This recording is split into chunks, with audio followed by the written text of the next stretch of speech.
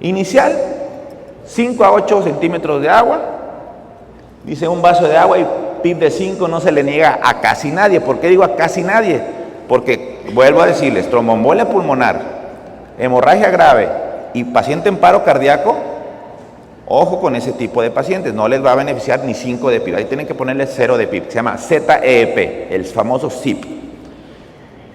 Y con eso iniciamos. Claro, si tiene una obesidad con un IMC más de 30, de cajón 8. O si tiene más de 40 de IMC, de cajón 10.